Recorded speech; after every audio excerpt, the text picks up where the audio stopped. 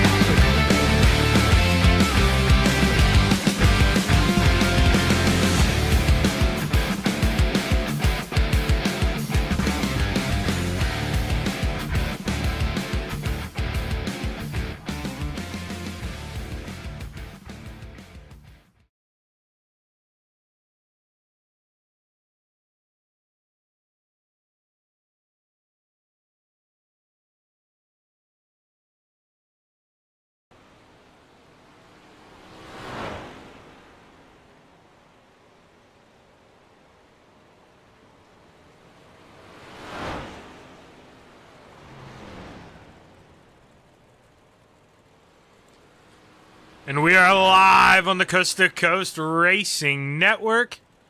I'm Zach Chapman here with Shaggy TV, and well, we're here to bring you the first of 2 races here this evening for Old Timer Tuesday, sponsored by Maurer Farm Management. And for race number 1, we're at the Big E Eldora Speedway. Man, oh man, this is a good one here. It promotes a lot of racing, wide open. You know, you can get that bottom to work, you can get the top to work, and I imagine we'll see Terry Landis trying to catfish down towards the bottom, along with, you know, Jeff Barker. He's good at running the bottom in that 513 machine. But all in all, I believe we have 12 drivers. Yes, 12 drivers. We see have put in times, but sometimes somebody else hides in the session and, you know, doesn't put a lap time down. But for now, just 12 guys here this evening, and coming into tonight, the points, Terry Landis is winning over Greg Voidell by a margin of 12. It's a long gap back to Steve Bixler there as Terry Landis, he's got 332. Steve Bixler is 284. So go ahead, do the math there real quick. I believe that's a 48-point gap. So Mr. Bixler, I mean, he's going to get some help with drop weeks, so on and so forth, but he's going to have to string together some good finishes if he wants to flirt with winning the championship this year here in the Dirt Retreads division.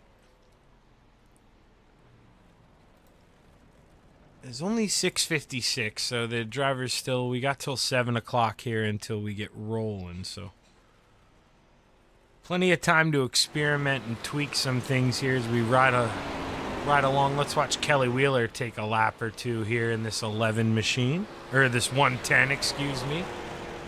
Always forget that little hidden zero down there.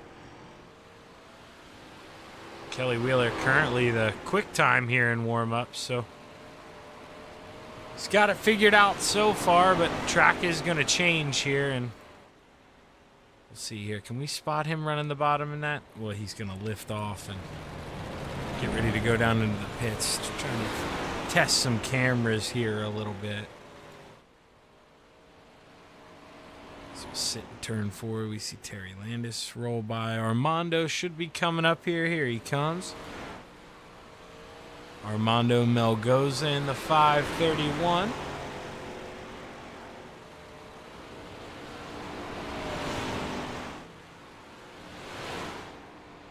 This is, we saw him there earlier. Terry Landis, he's going to mess around with the top a little bit now. Unfamiliar territory for that 161. I mean, he'll go up there and do it for sure, but he likes to claim that bottom. He feels more comfortable down there, and maybe just showing right now that if you want to have speed, you got to be on the top shelf. If Terry's not flirting with the bottom, that makes you think it's not really there.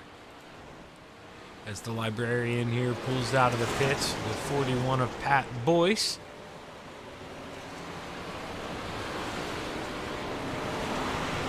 Let's take a look over at the points.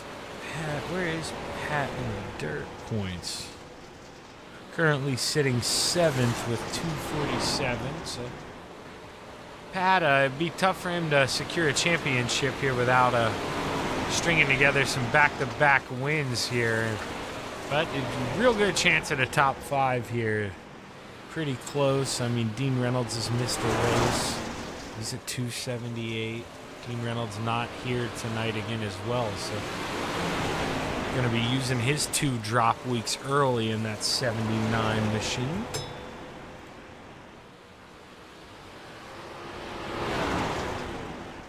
Pretty close. I mean, Dean Reynolds has missed. Sorry, you're going to probably hear me talk back there. I have to double check these, make sure they're not lagging, and for some reason the YouTube app may do it again here. No, I caught it just in time. It was playing my sound, but everything looks good. I see Gary Siegelkow out there in the chat. Well, Gary, you turned the 3rd fastest lap because maybe you're getting a little better, man, here. That's practice makes perfect for Gary Siegelkow, and well, Gary, possibly a fresh track too in the 25. Not too sure how early you went out, but I imagine you're always up there towards the front. Maybe not as comfortable in the dirt as you are on the asphalt side of things, but we always expect to see you towards the front. Here as the checkered flag waves on the end of warm-ups, and we're going to get ready to go into heat race number 1. Is qualifying is done randomly here in the dirt retreads. We will qualify in the asphalt race later this evening. But let's go ahead and let's see what the starting grid here for heat number 1 has in store for us. Starting on the pole in the 75, the mayor, Steve Bixler, into his outside in the 014, GJ Boydell. Inside of row number 2, the 7 of Bob DeGood, into his outside, the librarian in the 41, Pat Boyce. Row number 3, to the inside, the 531 of Armando Melgoza, and to his outside, yet to make the call here, the 513 of the Brewerton Beast, Jeff Barker. Gotta think Jeff's a guy who could possibly win this thing here, as there is the 513 does get gridded up. He's a guy who, you would not be shocked here if he's... Well, I would be shocked here if he wins heat race number 1. Is 6 laps. It's going to be tough to come from 6th, but not going to be shocked if that guy is sitting on the top step of the podium after this thing. Jeff Barker, really good in these 358 modifieds, and a track at Eldora, a track that he's very comfortable with. So, have to see here as these guys roll into turns 3 and 4. The Steve King Foundation pace car will pull off this time by, and we should get ready to go racing as the green flag is high. It's ready to fly.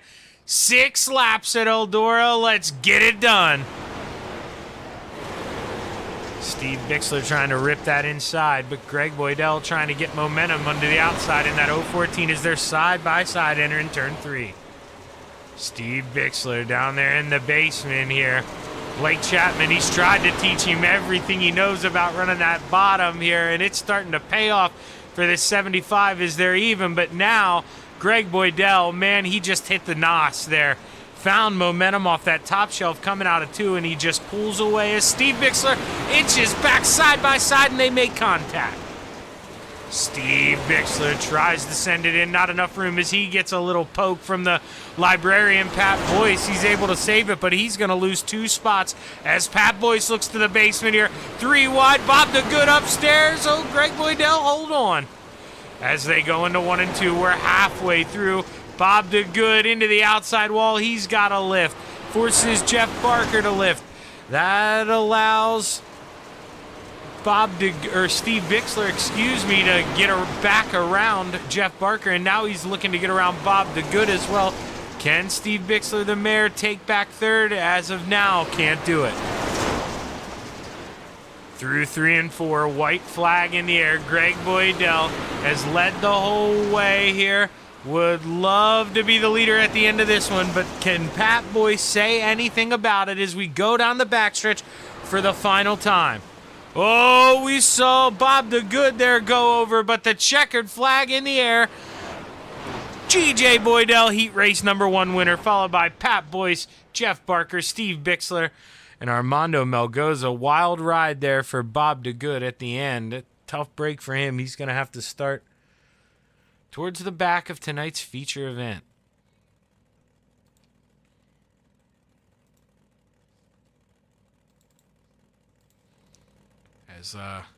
Didn't like Bob wrecking there on that last lap.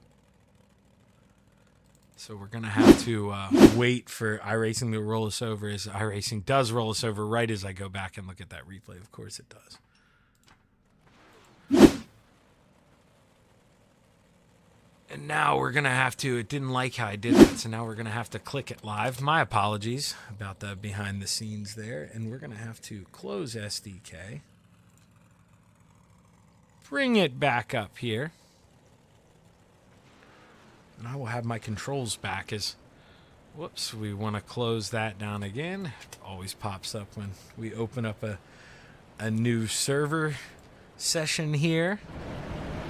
As we'll roll off this real quick. Kelly Wheeler on the pole to his outside in the 63. Shaker Gurdam and Steve Maurer to the inside of row number 2. And the Desert Team into his outside in the 161. Gary Siegelkow to the inside of row number 3 into his outside in the 302. John Rayner, as they're going to help me out here. We're going to roll around one more time, actually. So, no reason to rush that. But I did get it in, in case anyone was wondering. It definitely was fixed here as well. On our end here on the screen, it doesn't look fixed, so we're going to have to change one thing here. Bear with us. Should be back. There we go. No doubled over now, and, well, you get to see that nice little overlay here as we enter turns 3 and 4. For the final time, the Steve King Foundation pace car will pull off, and the 110 of Kelly Wheeler is set to bring us to the green flag. As the green flag is high, it's ready to fly. Heat race number 2 underway. Let's go play. Kelly Wheeler with a great jump there in that 110, able to slide right up as the 63 of Shaker Gurdeman tries to counter back as Terry Landis gets into it with the 888 of Steve Maurer. The 302 has to check up. He gets into the outside wall. Terry Landis there. Not too sure if he came down on the 888 or if Steve came up into him, but either way, they make contact, and now the 25 of Gary Sigelkow gets into the 161. Terry, man, he just can't catch a break here early on in heat race number 2, excuse me. And now he's got a big hill to climb there as Gary Sigelkow gets into the back of the 888, and well, man, that 25, he's not making a lot of friends here early on in heat race number 2. As we go up front, the 11 of Kelly Wheeler, or the 110, excuse me. Holding that same gap here to Shaker Gerdeman, staying at about 0.4 of a second. Shaker not really, losing ground, but not really finding any either. As we come around, 2 sticks in the air, 2 more trips around. Terry Landis is safely as soon as I say that, he gets into the outside wall here, and now he's getting a slide job from the 25. He's got a counter back as they come to the white flag. Final time around, battle on for third. As we see Kelly Wheeler roll down the backstretch for the final time. No pressure here for the 110 of Kelly Wheeler as checkered flag flying. He's going to win heat race number 2, followed by Shaker Gerdeman, Terry Landis, Gary Sigelkow, or John Rayner actually edges out Gary Sigelkow. Gary comes home 5th and Steve Maurer 6th.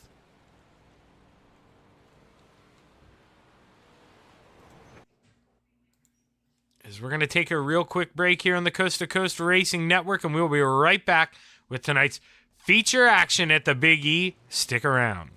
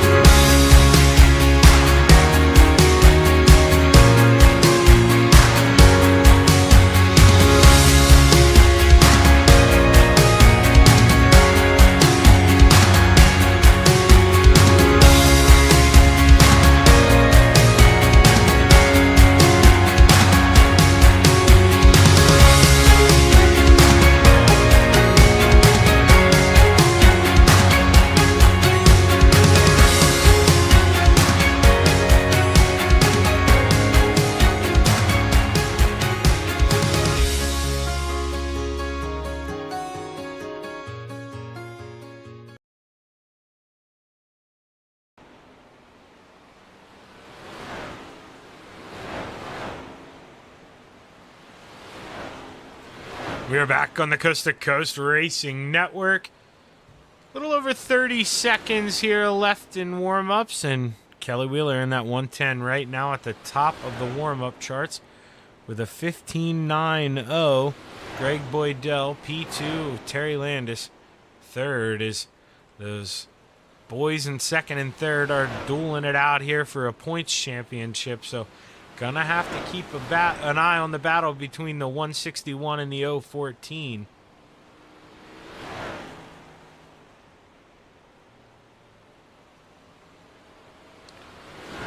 Checkered flag should be waving here on the session.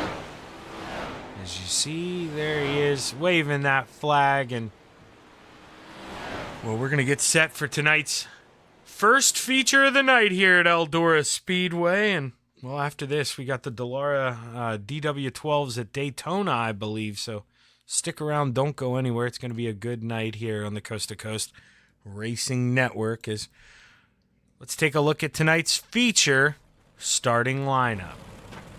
Starting on the pole in the 014, G.J. Boydell, and his outside in the 110, Kelly Wheeler.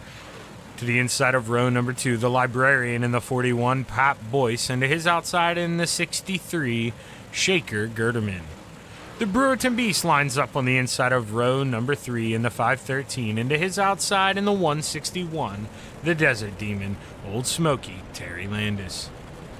Inside of row number 4, the Mare, Steve Bixler in the 75, and to his outside in the 302, John Rayner. Armando Melgoza to the inside of row number 5 in the 531, and to his outside in the 25, Gary Sigelkow.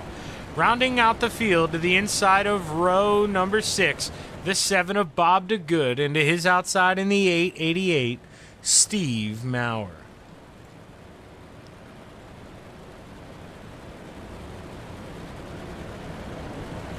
Tonight's first feature here is about to get underway. Presented to you by Maurer Farm Management here. 25 laps at Eldora.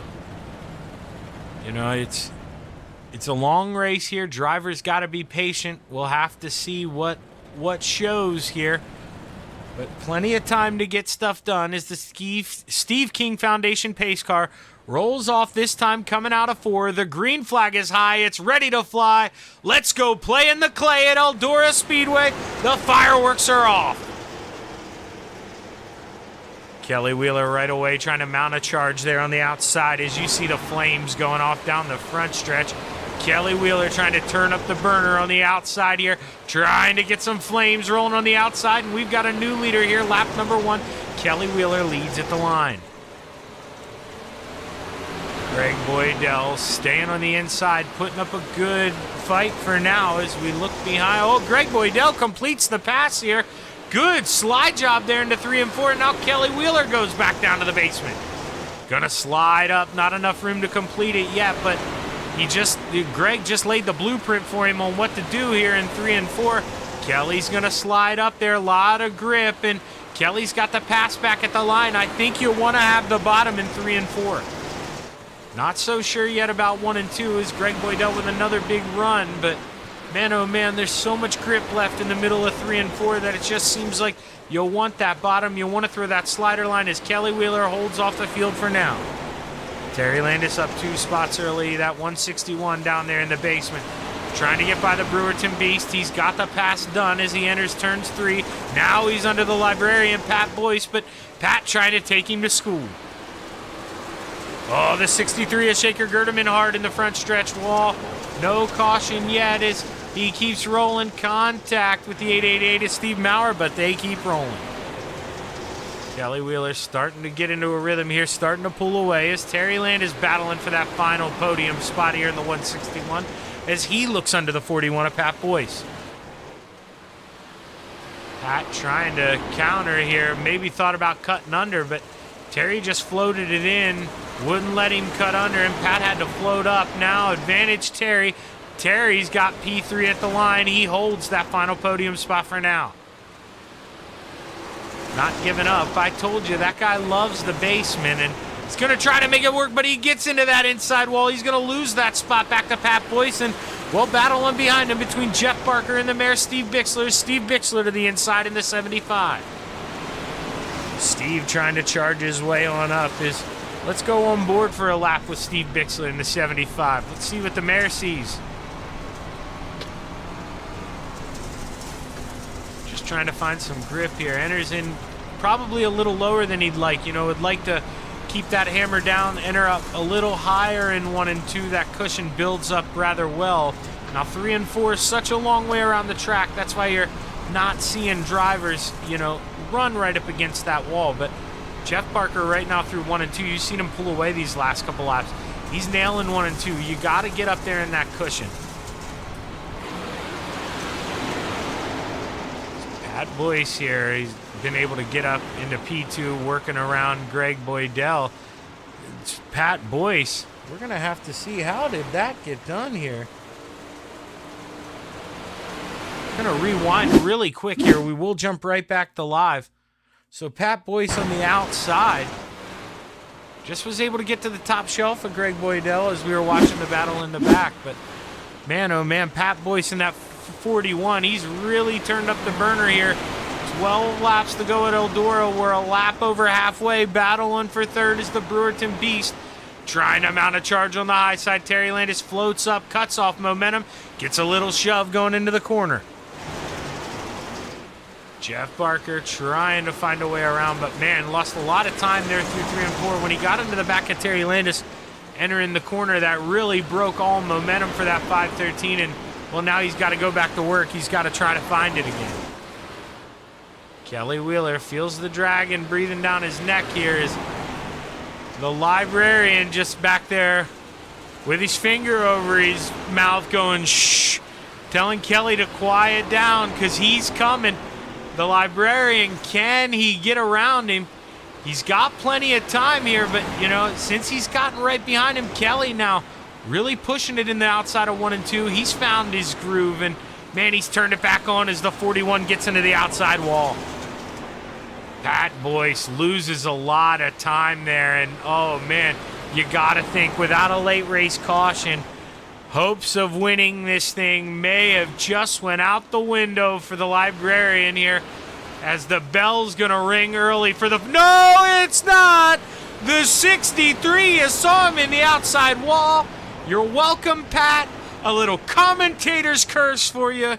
Gets the 41 back in the race here, and man, oh man, Kelly Wheeler, he is going to be frustrated. Let's go see what happened to the 63 of Shaker Gerderman.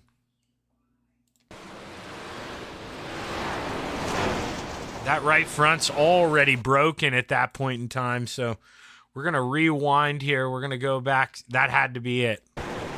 So, oh, he wants to avoid the 302 of John Rayner, and when he does, he just gets in that outside wall, and you see that right front.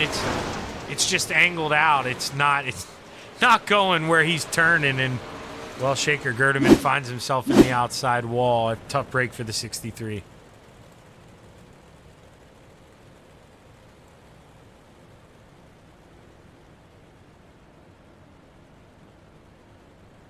Shaggy's pushing the wrong push to talk button here. You'd think it was his first time. My apologies there for that quietness. But, man, the Kelly Wheeler in the 110, he's been the class of the field so far, but now the 41 here of Pat Boyce, he's caught his chance. I mean, you got to ace this restart.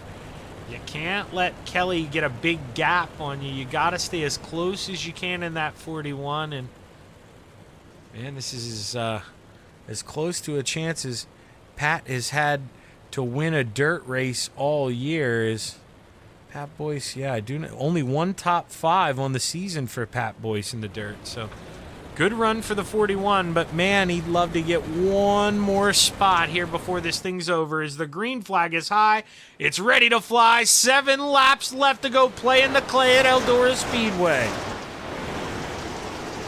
Pat Boyce in the 41 trying to hook up on the outside, but man, Terry Landis, he may take it. No, look at that, the Brewerton Beast here. Jeff Barker in the basement through 3 and 4. Man, oh man, side by side for P2. Easily got by Terry Landis. Where did the 513 come from? Jeff Barker, the man from New York, trying to rip that 513, and Pat Boyce, not too sure what happened to that 41 as he skipped a little bit and now finds himself on the inside. Now, I'm not too sure what we're going to get to see here, and no, we're going to get to see nothing because, well, Pat was lagging out. So now, yeah, you see right when I can select his car, that's when it comes back. We'll try to go back to see if we can see what happened first. We're going to slow it down, but when he blinks out, Pat was just having some type of a connection issue, and that may have been what led to this accident, but we'll try to diagnose it the best we can. He gets into the wall, and, well, when he gets into the wall, it just kind of net codes him. He loses internet. I'm sure he gets into it with someone here invisibly, and that's what, you know, makes him yank down on the inside of the track like it did, but yeah, we're not going to get anything from this other than when he shows up down here on the inside when he comes back. And, well, we're back under caution for, I believe, the second time here tonight. Only 2 cautions. This has been a great race here, and tough break for Pat Boyce. You know, we talked about him only having 1 top 5 this season, how it was his chance, and man, oh man, tough break for the 41 here. As lights are off on the Steve King Foundation pace car, and we are set to go back green this time as Kelly Wheeler will have 5 more trips around the sun here. See if he can hold off the Brewerton Beast Jeff Barker, or if Terry Landis or Greg Boydell can get up here and spoil the party. As the green flag is high, it's ready to fly. We're back underway at Eldora Speedway. Can Kelly Wheeler hold off the field?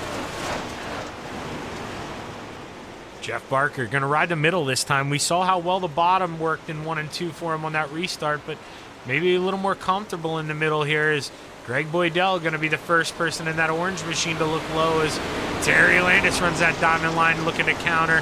Can he look under the Brewerton Beast here for P2? Kelly Wheeler loves looking up in the mirror in this 110 and seeing these guys race hard here as he comes out of 3 and 4. 3 more trips around for the 110.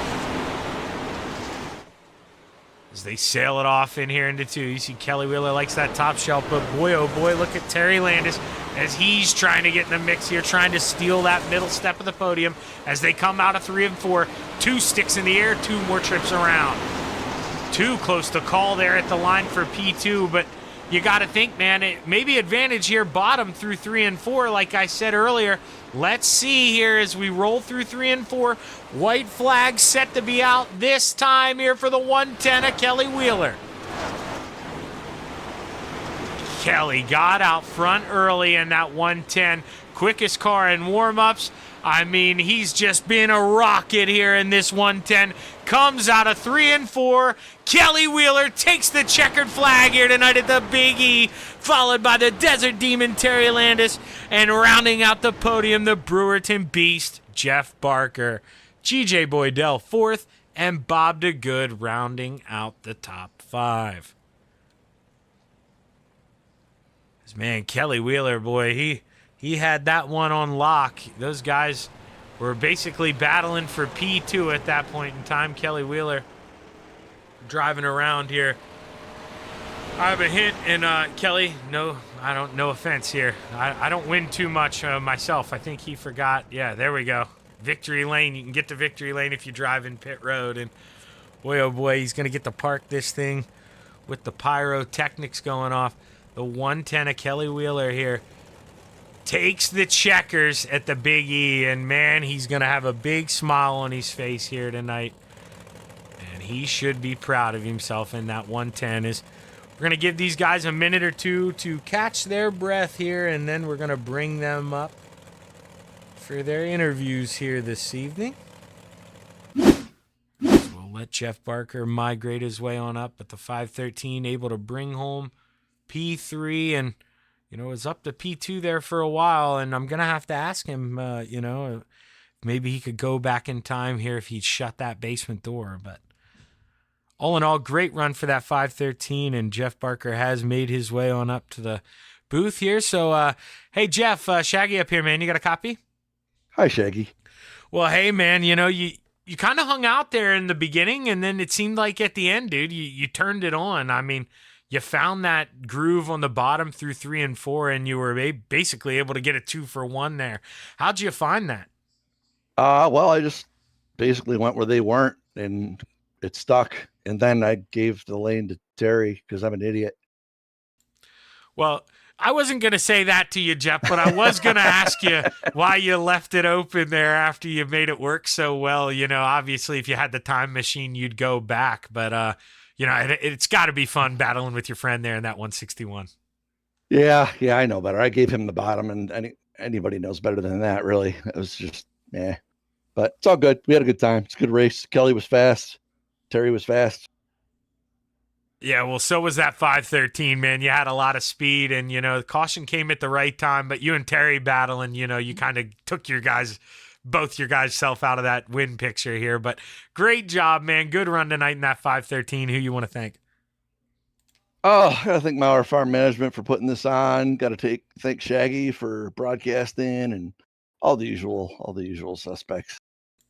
Well, hey, Jeff, great run tonight, man. Congratulations. Looking forward to a lot more of these, man. And I got a feeling here. We're going to Lincoln Thursday, right? Are we going to Lincoln this? I think Thursday? so. Yeah, all right. I'm going to be talking to you after Lincoln. I'm calling it right now. You're good there, man. I'm looking forward to talking to you Thursday night. All right, it'll be big blocks. That's my jam. So all right, I'm looking forward to it. All right, see ya. That's your third place finisher, and now we're gonna bring up the man who, Terry. We watched Jeff give up the basement to you, we watched Jeff use it on you there to get by you. Were you surprised there on that last restart that he left the bottom open for you? Yeah, I was. I was like, I didn't think he would slide up a little bit, so I went down there. And, no wonder he's doing good down there.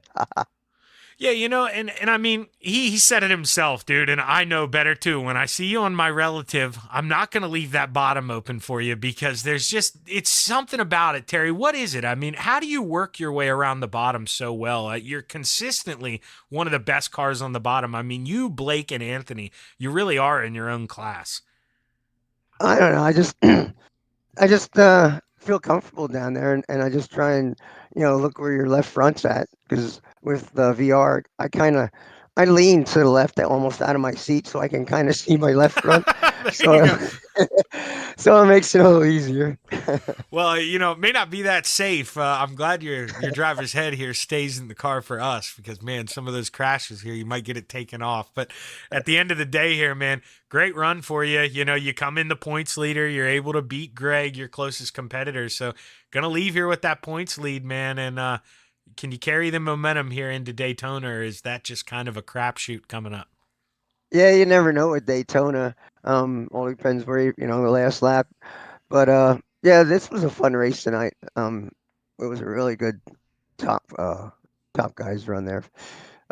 Kelly, he was like super fast. We couldn't even catch him. He was in a different world. Yeah, and really, it should have went caution free, but I talked about it 15 seconds before the caution happened, so it's 100% my fault. So, great run here, Terry, man. I always look forward to talking to you. You're one of my favorites. Congratulations, man. Who you want to thank? And I love that sponsor on the front hood, by the way. Yeah, and when you go inside the car, have it inside on the door panels too. Oh, it's crap. I got to go in there. Yeah, all right. Yeah, I'd like to thank Galen's Homegrown Popcorn. It's like the best on the internet. Put card in, you get 15% off in their car for a code. And Mauer Farm Management for putting it on for us, and you, Shaggy, for putting it on broadcast, and Kreitz Old Track Parts, because you need them, and you shake it before you drink it, and C2C and my wife Judy. Well, hey, hell of a job, Terry. Look forward to talking to you here after Daytona, man. Give him hell. All right, Shaggy, thanks.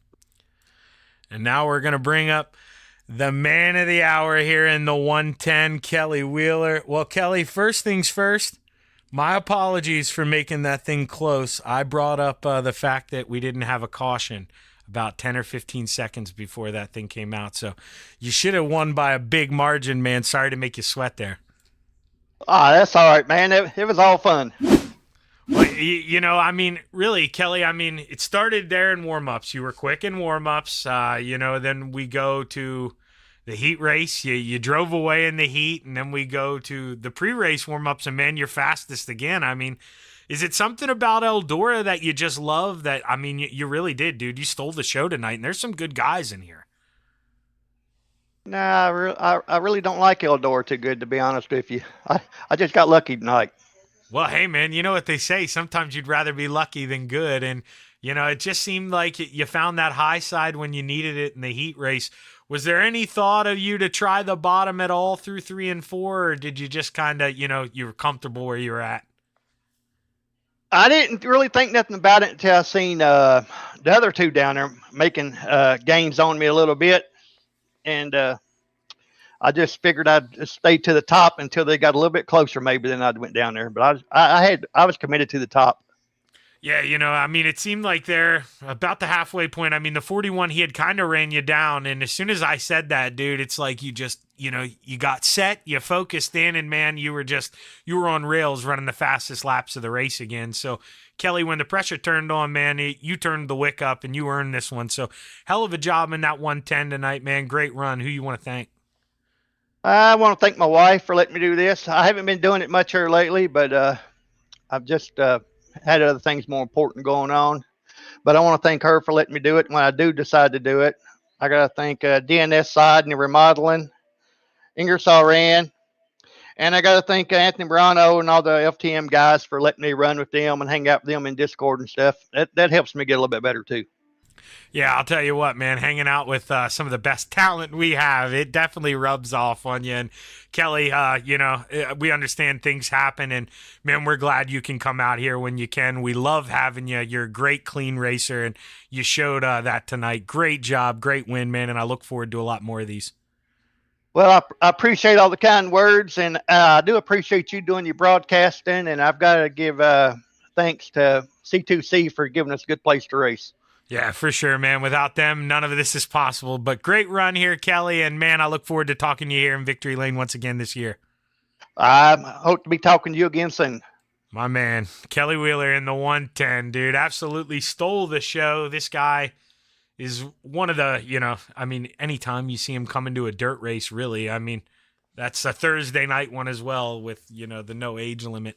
Kelly Wheeler always finds a way to be up in that top 5. And, running with guys like Anthony Morano, Dean Reynolds, Logan Wentz, all those FTM guys, they rub off on you. And it just shows that 110, he's found a lot of speed and carried it through the Big E tonight and got his first feature win of the season here in the dirt retreads. And we're going to take a quick break here on the Coast to Coast Racing Network, and we will be right back with tonight's main event here, the Dolaras at Daytona Super Speedway. So stick around. Don't go anywhere. We'll be right back.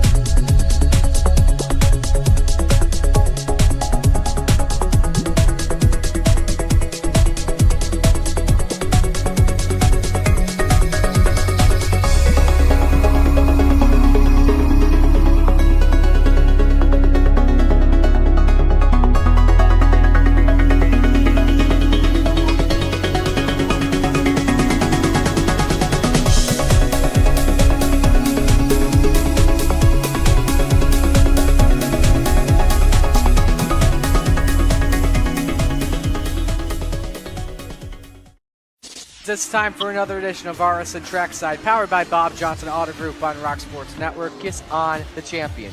Trying to be a bit of a hiatus, so let's get right when we talked about it.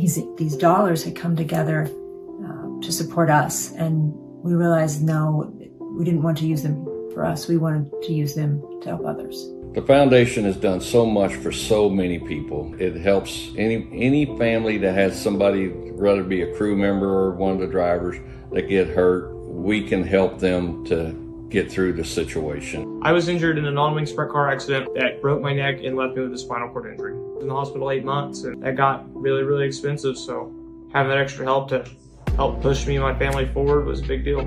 I was involved in a pretty gnarly sprint car crash. Found out my brain was swelling and bleeding. Pelvic bone was broken. I had 2 cracked vertebrae on my back, and I was in the ICU a little over a week. The Steve King Foundation reached out to my parents. We received a donation from them. Immediately, they started me on what's called neurofeedback, and insurance did not cover the neurofeedback appointments. So we received another donation from the Steve King Foundation. It really helped a lot, and I just want to say thank you. Thank you from the bottom of my heart to the Steve King Foundation for everything that they have done for me. This last Sunday, I got to turn laps in my modified here. That was my first laps back in a race car since the accident, and I truly believe that if it wasn't for the Steve King Foundation, I wouldn't be able to do that or be where I'm at today. Yes, Steve's death is the reason the foundation exists, but it's Steve's life, and it's the lives of racers everywhere, is the reason we're able to do the work we do.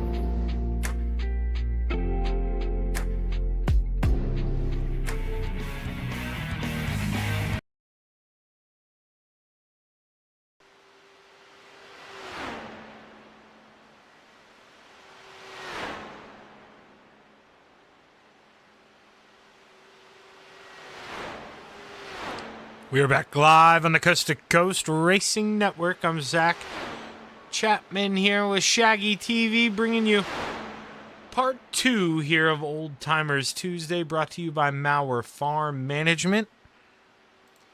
Currently have 12 guys in here once again. As let's see, who's in here that wasn't in the last one? How good am I? Mike Cramner. Mike Cramner was not in the dirt race. I knew, because Kelly Wheeler, he won. He isn't in here. I knew we swapped someone out. So Mike Cramner joining us in that 70 machine here at Daytona. And, you know, he's one of those guys that, I mean, seriously, I guess, you know, kind of on repeat. You hear me say certain things. But, man, Mike Cramner, you know, he's the asphalt specialist.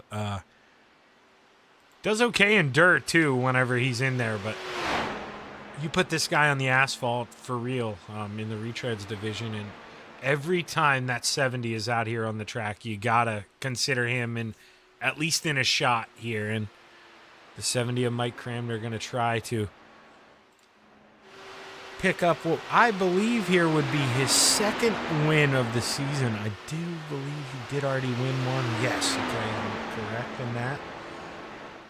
We actually have, through 5 races, we have 5 different winners here in the asphalt retreads. We have Ed Harris, he won a race.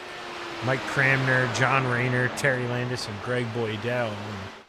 Well, the top 4 in points are Greg Boydell, your leader at 472, Terry Landis with 441, John Rayner and Mike Cramner rounding out then the bottom 4.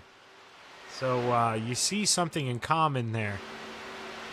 The top 4 all with a win. Ed Harris, he had run pretty well in the 2 races that he attended. And then we haven't seen Ed for a little bit. So hopefully all's good with Ed. Roger Shank as well. Roger's another one who, whenever Roger gets out here, he's normally does pretty well. So look forward to seeing those guys make it back out here with us sometime again soon. So I believe that was Gary Siegelcow on the move, going up and around the outside.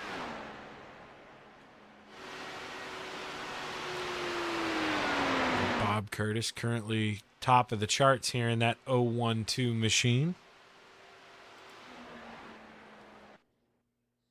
And it looks like now we are going to roll into qualifying here on the asphalt side of things, and Well, if you're out there in the chat box, let us know who you're rooting for, who you got here for tonight. If the volume sounds a little wonky with this asphalt car, please let me know. I can turn it up for you guys. This car is kind of quiet compared to a lot of the other cars here on the iRacing server. So if you feel like I need to turn them up, please feel free to let me know.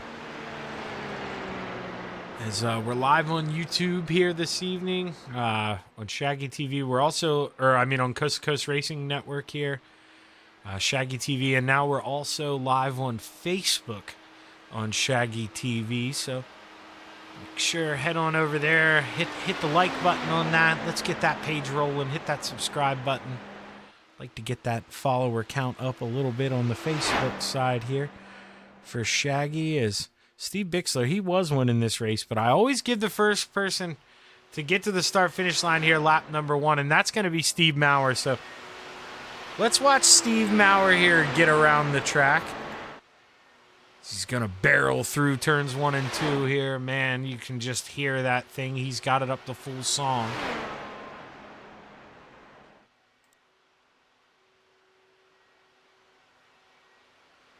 Steve Maurer, I don't believe he has a pole yet this season. That would be nice for him.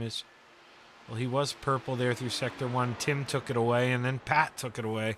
Now somebody else took it away for Pat, and I bet you it's going to be that 70 of Mike Cramner. Possibly the 25 of Gary Sigelkow. But, man, those guys, they know how to get around. Very quick in qualifying. And right now to the top of the chart, Steve Maurer with a 39.58. Pat Boyce takes that for now with a 39.07. Pat Boyce, man, what a lap here. And then the 3:02 says, Shaggy, I'll take that.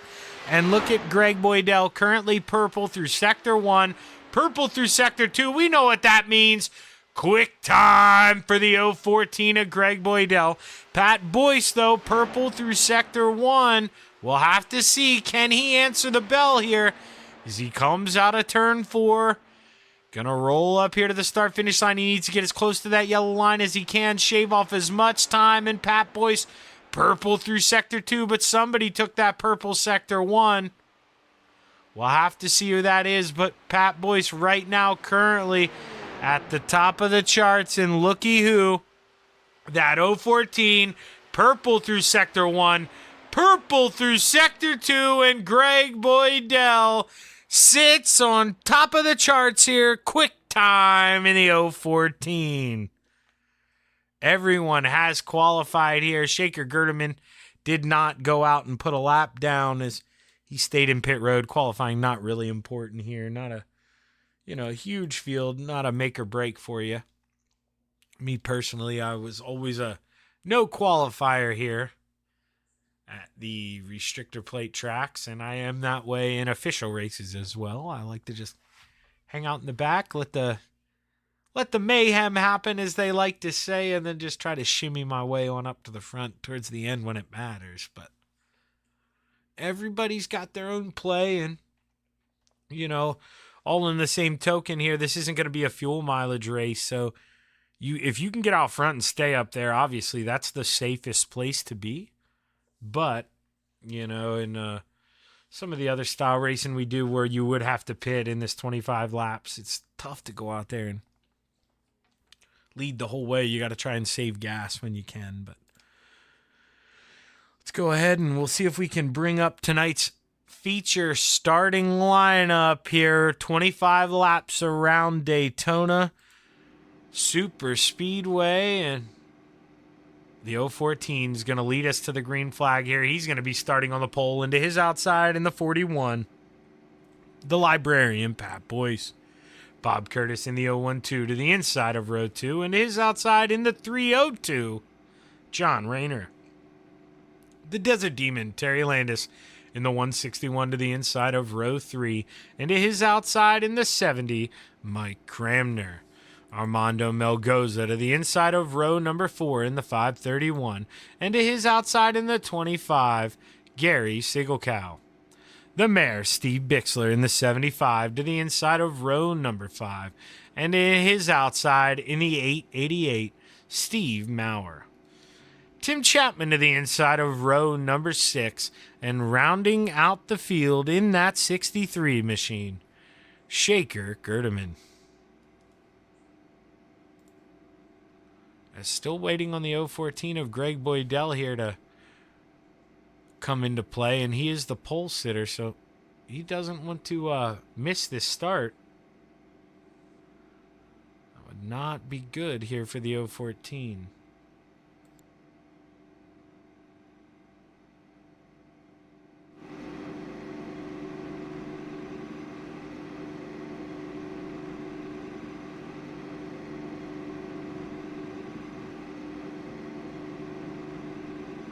As Greg Boydell does finally get in the session here,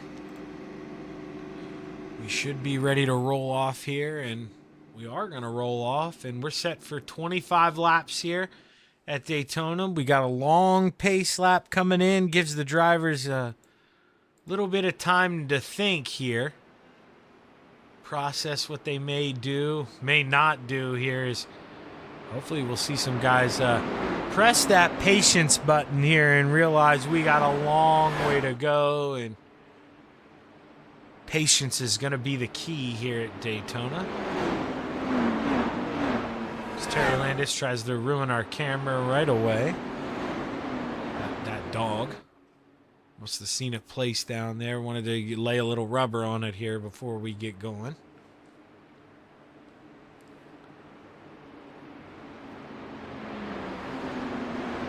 And you're going to hear these things whistling around here in just a couple minutes. Is going to be going around here almost 200 plus mile an hour here at Daytona when they get in the draft. These guys are really going to be pushing, what the cars are capable of here. It's going to be a grueling race for these guys, especially, if they get involved in little tussles here, and then you got to make sure you keep that thing clean. You don't want to keep having to drive your way towards the front. It's just a fast way to try and frustrate yourself, and got to do every little bit you can here to help yourself out.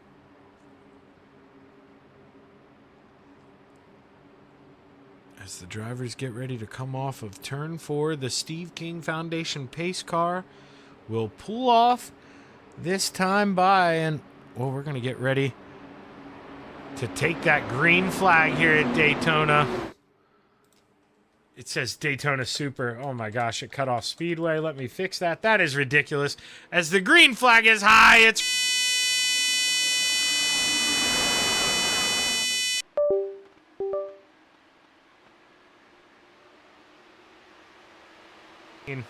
of Greg Boydell easily gets out in front here, and at Daytona, that's not something you necessarily want. Is these guys will get a big draft pull on him coming down the backstretch as we watch him fan out here. Guys, playing nice here early for the most part. As we go on back through the field, the 63 of Shaker Gerdeman, he started dead last. He wasted no time, up 3 spots here, up to 9th.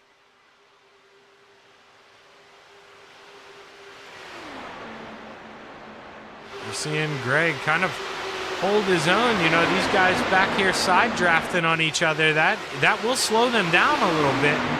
They're not really able to run down Greg at this point in time. So what they're going to need to do is line up and literally pass each other. Just keep using that line till they suck up on them. You're not going to get that huge draft wake, that you get in a cup car. They're starting to bounce around. Terry Landis, sketchy that's looking. And Steve Bixler involved. Steve Maurer, Armando Melgoza, 3 cars involved. And not sure if Tim Chapman got any damage in that here or not. Doesn't look like it, but Steve Bixler, the mayor, he's on his lid. As we go back, let's try and figure out what happened here. Doesn't want to give us a good indicator. So Steve Maurer, I think he, just possibly, is this by himself? Didn't look like he got help. Just got up in that outside wall, came down, and Armando Melgoza, he gets absolutely destroyed in that, and there was no driving that thing back to the pits. He had to tow it. Steve Bixler ends up on the lid here. The mayor, he's going to have to get a tow. And 2 cars early having to... We are going to have to reset SDK one more time.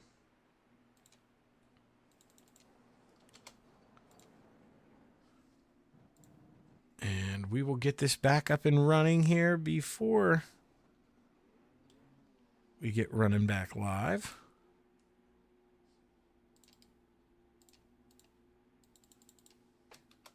That thing back to the pit. Well, I accidentally put the wrong thing in there, so we got to hear myself talk. That's pretty cool. Though I didn't realize I could accidentally put the YouTube overlay and stream myself streaming. That's that was a pretty neat error there. Here's, we'll close this down, and we should be all set and back on live. We are.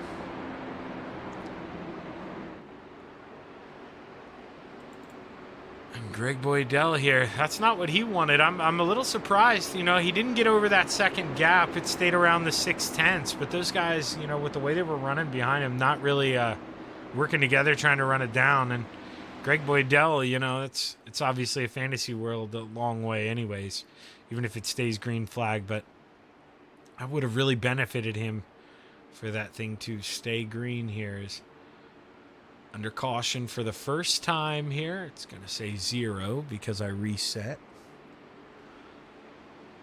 But we know. Caution here for the first time at Daytona. 2 laps in. And long, long way to go here.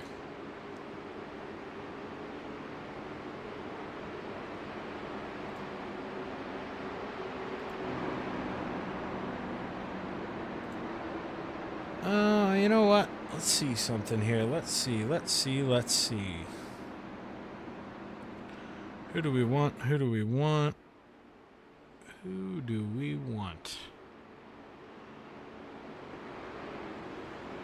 There's somebody we have not brought up mid-race here this season. Have we brought up... No, you know what? I can't do that to Steve. He was just involved in that accident. That would be so rude.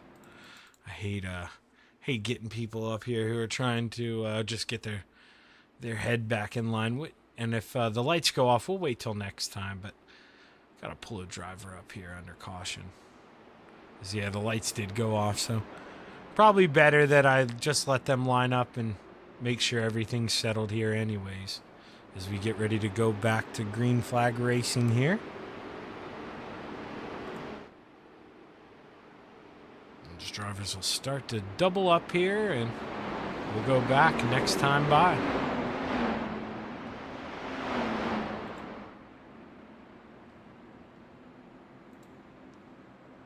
As your current hard charger is that 63 of Shaker Gurdam in that black and white. Delar on the inside. He's up 5 spots, started 12th. And then behind him, Tim Chapman there, or to his outside in that green and black car, up 3 spots. So Tim and Shaker currently on the move here through the field early on.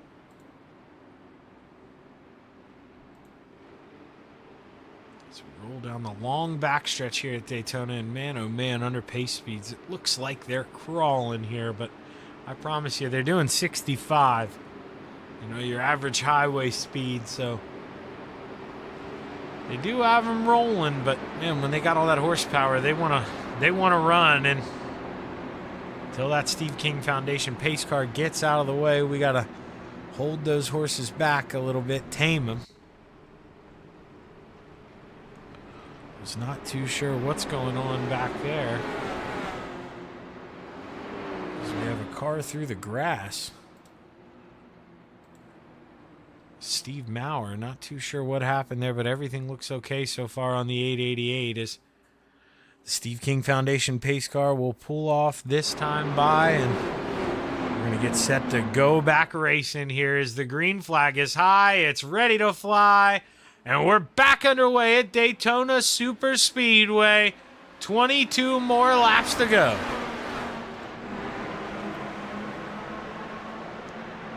These drivers side by side here in the middle of the field.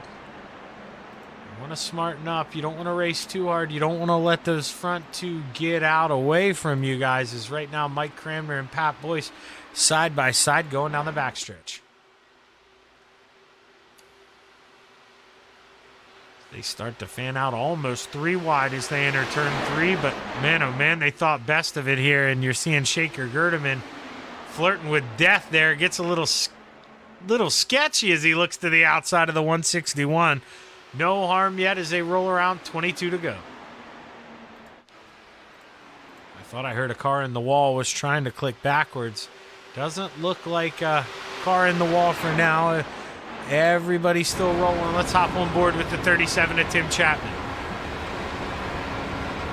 Tim with a big run on the high side, trying to suck up on that 25 of Gary Sigelkow, just using him as a pick there out in the air, just using him to plow his way on up. And Tim, you hear, I mean, that thing tightened up, got to lift out of the throttle a little bit. I mean, I meant it. These things, you know, you're pushing them to the limit. They are going fast.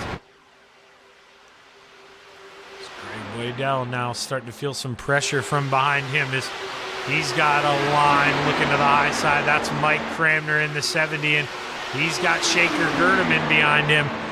John Rayner in that 302 floating up a little bit, pulling some side draft, and Greg Boydell thinking about going up there and throwing a block. Now, you know, I'm not one to tell anyone what to do, but not even a quarter of the way through this thing, I don't know if I'd be worried about changing lines if your own. Make sure you're in a spot here at the end. You don't want to get guys dicing behind you.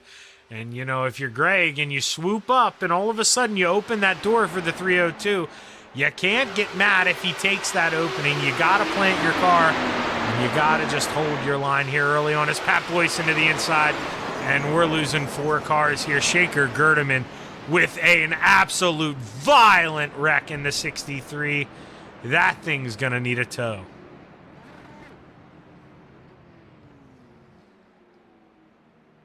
And I mean, we saw it. Pat Boyce just hits the inside apron, and I mean, you know, it happens that fast when you're in a pack here. One mistake is magnified, and, you know, does this all by himself. Goes down there, gets the apron, comes up, and nowhere for Mike, Shaker, or Tim to go. Man, Shaker Gerdeman, my oh my. Let's go on board with Shaker here. This could get crazy. Actually, we're going to restart that here. Full speed this. Man, oh my gosh. Hopefully Shaker is not in VR. Holy Hannah, that was a wild, wild ride there for Shaker Gerdeman. Man, oh man.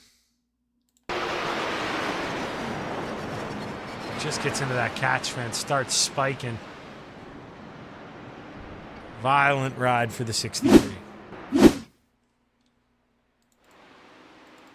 Just the 37 of Tim Chapman able to make it to pit road.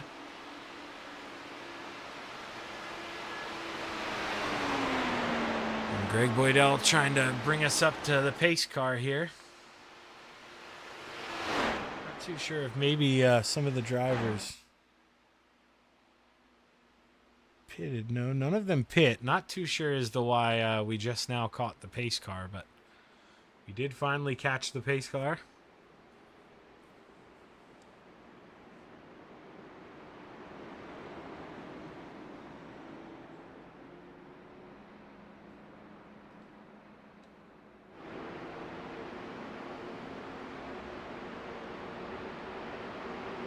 Second caution of the night here is 2 through 5 laps. You got to think they're going to start to simmer down here, and you know it's a case of where, you know, simmering down almost means running single file here till the end. It stinks, but you know it's really tough to get a draft pool. That's why you got to make yourself, you know, got to keep yourself in that good position.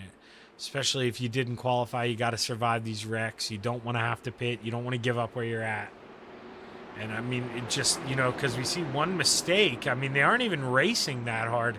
Just 2x2 there. And if the guy on the bottom makes a mistake, if you're in the top line, you saw that with Tim Chapman. He was 3 cars back. I mean, you're just at bay. You can't react in time. You gotta, you know, that's why I was, you know, talking about Greg the way I was, where you just, dude, stay committed to the bottom. Don't worry about floating up. Anytime you float up, too, you're just breaking the air for that guy up top and helping him out. Stay committed to your line. This isn't NASCAR. You know, you don't have to go up there and block the draft. If you go up there and cut someone off, I mean, you're going to wreck. You can't do it in these cars. You can't. You know, you got to just race for the opportunity that you're in and take advantage of the as best you can the situation that you're currently in. In this car, it's really tough to kind of create your own luck where you could in the Truck Series or the Xfinity or the, you know, the Nextel or whatever they're called now, the big boys, the NASCAR guys. And it's a totally different beast here where you got to respect the racing lines. You know, you got to. It's one thing coming to the line, you know, trying to cut someone's momentum off, blocking them, but man, it's tough here early on to see that. You know, you kind of want to just maintain your spot, you know, force that guy behind you to go up and make him give up the bottom and let him get cycled out. Just try to, you know, mistake free. And so far, when Greg Boydell stayed on the bottom, he's absolutely done that. I mean, you can't really see anyone getting a good enough run on the outside when you can't, you know, really get that bump draft. It's not like a guy can help you with the extra distance around the track. You know, you want to keep it to the shortest way around, and you want to keep that throttle pinned. And Greg Boydell here has been doing that for the most part.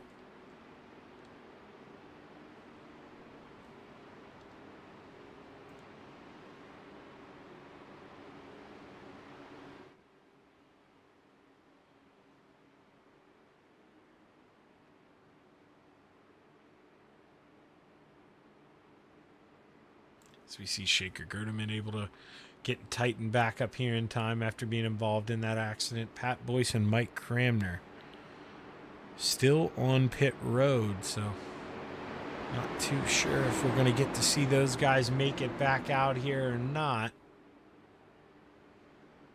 But as we get ready to go green, we should have 19 laps to go here at Daytona.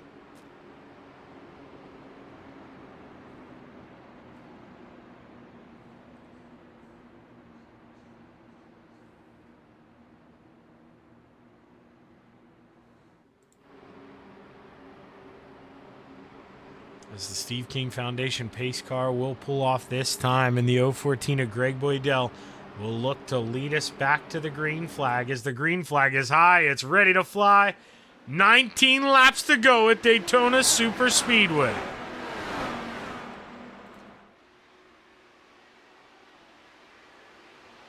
Greg Boydell and John Renner with great jumps. Terry Landis and Gary Sigelkow, they've got to work together here now. You know, you got to line up here. As Tim Chapman back here in 7th.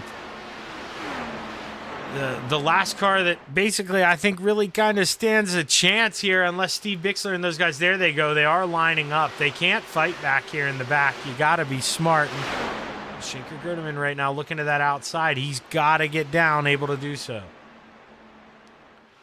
This is where if you're Tim, you know, you want to suck up here and you want to swoop around and just keep doing that draft pull, then have Armando do the same thing. You got to just do that until you work your way on up. I mean, if not, these two are going to walk away, and you know that's not what Greg wants to do either, because you want to be holding the lead at all times, but that would be the strategic way to hold on. You guys just keep drafting and slingshotting by each other. That's the trick here right now. It's Terry Landis and Gary Sigelkow side by side for 3rd place. Oh, man, we're 3 wide. I don't know how we survived that. Bob Curtis held on, Tim kept it out of the wall upstairs, and Armando, he froze like a rock there in the middle. Great job by those 3:17 to go. So we roll through 1 and 2. The leaders, they're out front by about 1.2 seconds. Just excellent job of lining up. And meanwhile, you know, these guys back here running side by side, that's not what you want to do. You got to work together here. As those two out front, they are making it a 2-car race. They are pulling away. These guys back here for third like it's the last lap here. No, you know what's given. I mean, these guys are going hard here, not even at the halfway point. But they're 1.5 seconds off that lead group. They're going to need a caution. Tim Chapman there to the inside almost gives them one. Gets into the apron, but able to hold on. They're 3 wide for third there. Armando Melgoza moves up on the inside, and Gary Sigelkow, he slots in line, but for about half a second, just to get that draft pool to look back up and we'll start battling once again here.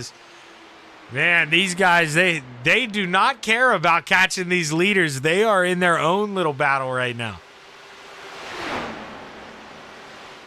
And John Rayner, you got to think he needs this thing to stay green. He's got Greg right where he wants him. I mean, little 2-car battle. He's that second car in line. I mean, you use that draft here on the white flag lap to slingshot around. John Rayner, I mean, he's just got himself set up here right now in that 302. He's got to see how the rest of this plays out. Terry Landis to the outside of Armando Melgoza, and Armando fighting back in that Fanatec machine on the inside. He's going to lift. He's going to slot back in line. Tim kisses that outside wall, but right now able to carry on. You got to wonder, though, did he do any damage to that 37? Terry Landis scooping down here, trying to look under that 25. He's going to get back to the bottom, and the 25 side by side with the 161 here. Gary Sigelkow, can he make room on the bottom? He almost forces his way down. Whoa, gets into the side a little bit of the 161. No arm, no foul. They keep rolling, 13 to go. Lots of time here, but man, you know, not if they keep racing like this here. Those front two, they're gone. They're 2.5 seconds over this second pack. As we're going to go up there. Let's watch them here as they get ready to, big wreck down the backstretch. Big wreck. Gary Sigelkow, Armando Melgoza, and well, you know, we saw this coming. It's hard to tell from here. Let's see here. All right, let's go to this Chapman Racing drone camera. Let's get the aerial here. And we're going to slow her down. Now, Terry's doing a pretty good job staying about, I don't know, a tire length off that yellow line.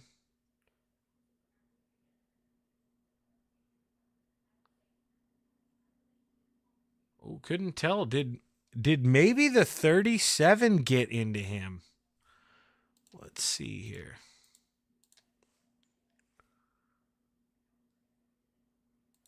It may have been a little netcode from the 37. Let's watch this. So you see the 37 float up a little bit. Yeah, they don't touch, but they do touch. And that's what makes the 25 go around. Just a little bit of netcode. You know, you run these older cars, and there you see a lot of netcode. Wow, Armando never, made contact with him there, but gets jolted around. And, well, that's internet sim racing sometimes, with the internet connections. That can happen. And tough break here. Is two guys involved in another wreck here. We're only halfway here. Third caution. Pretty good pace so far, and we'll have 12 laps to go, but we'll have to see how well the drivers behave themselves here in the closing laps, as Greg Boydell has been able to lead the whole thing comfortably out front so far.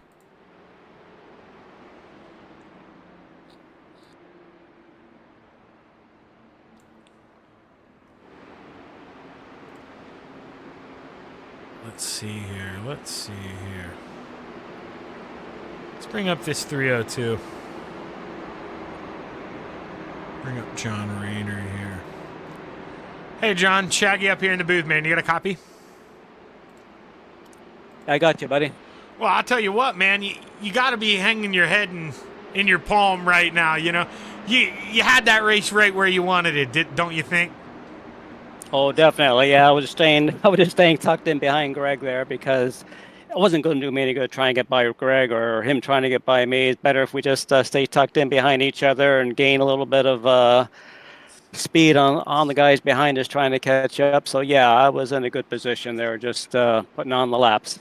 Yeah, man, wise words there, you know, basically saying what I was saying. You know, the guys behind you running pretty hard and, you know, you just doing the smart thing, just able to go right in behind Greg. Now, we haven't really seen a lot of it, but, you know, if you're in second place here on this last lap, John, how big of effect is the draft when you're close? You know, can you line up behind and really use it for a slingshot in these things? It does help a little bit. Yeah, it does, Shaggy. Yeah, that would be my my goal if I'm lucky enough to be near the first 2 or 3 or 4 cars going in the last lap of that. Hopefully I can get tucked in behind somebody and do a little bit of a slingshot. Well, hey, John, you're coming out of turn 4 here. I think you guys are going to get the one to go this time by, man. So good luck, brother. We're rooting for you up here. Appreciate it, Shaggy. Thank you very much. And that's the 302 of John Rayner. John, I said, you know, I mean, he had the trophy in the palm of his hand there. He really liked where he was.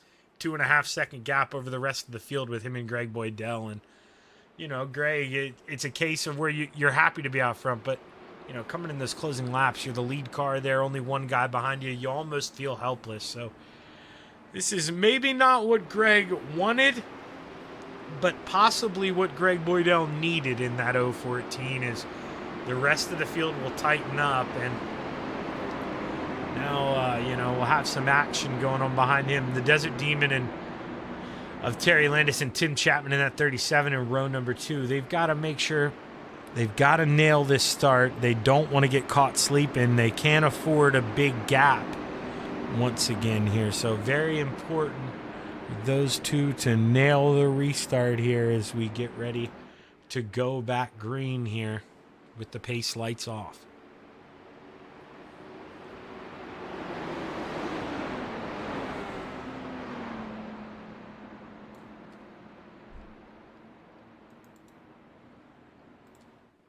There's Greg Boydell. I mean, he's just been out front this whole time. I mean, how more comfortable really can you be? It's impressive what he's done.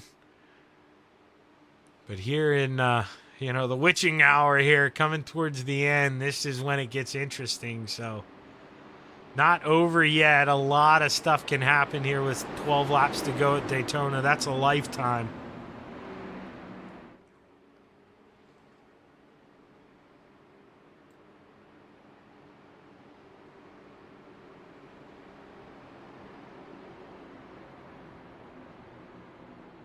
As we roll through 3 and 4 for the final time here, and the Steve King Foundation pace car will pull off into pit road, and we're going to watch that green flag here real high in the sky for the 014 of Greg Boydell. As the green flag is high, it's ready to fly. He enters that Geico restart zone, and we're underway. Great restart for the 814. Terry Landis and Tim Chapman, they got to get rolling here. Terry maybe caught sleeping a little bit, and Tim falling in line with him. But now, man, those two up front lined up nose to tail. They are ready to go here. Can Terry Landis close as we go down the backstretch? Tim looking to the outside here, and that's where, you know, maybe you don't want to do that. Stay lined up. We'll have to see here. Is now Shaker to the inside. Don't put up a big fight here, old man. There he goes. Lines back up, and now we see we're closing back up. We got a 6-car battle up front with 11 laps to go here at Daytona. John Rayner possibly with a block thrown there, and oh man, Shaker, play this smart here. He almost loses it. Hold on. And there he does go around, and no caution. No caution here at Daytona. Well, now we're going to get a caution. Man, that's a tough one. You know, and we're going to have to go back and try to look at this one. Man, you know, at this point, when you see this happen, I think you got to kind of... Let's see here. Let's just see. Let's see what happens here. Let's let Shaggy get a look at it before we get too critical. All right. So we see Terry Landis here coming with a big run. This is where it starts. So John gets down on that apron a little bit. Okay, he gets sideways. That's not a block. Terry goes up, kisses that outside wall. Now, here's where Shaker, this is where I agree, and Tim almost does it as well, but you see him lift there. This is where if you're Shaker, you got to back out of this. I mean, you can't enter this in on the apron. Nothing good is going to happen when you enter in on that flat and go up in this thing. I mean, realistically, it probably would have tore that car to pieces doing that, you know, dipping the wing down in there. And then we just see he tries to catch it. Bob Curtis then gets sucked into it in the 0-1-2, and that's going to be a wild ride for him. And so far, you know, no caution. And we let this thing drift up, and then we yank it back down as a car's coming, and that one, that's where you got to feel for the 25 of Gary Sigelkow. That's tough. So now he's got to be able to drive that thing back around, but a lot of tore-up race cars.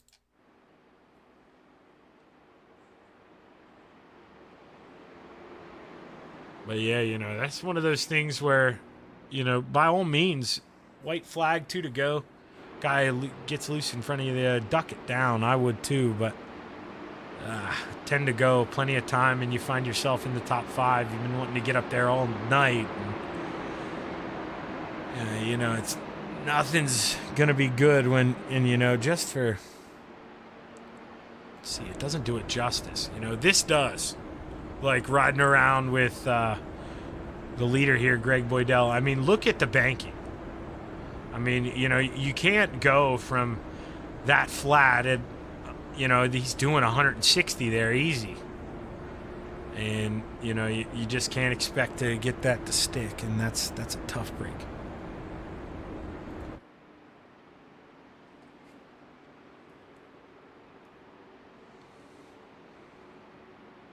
Here's Gary Sigelkow. He was able to go back and, you know, drive that thing around. Didn't lose a lap or anything.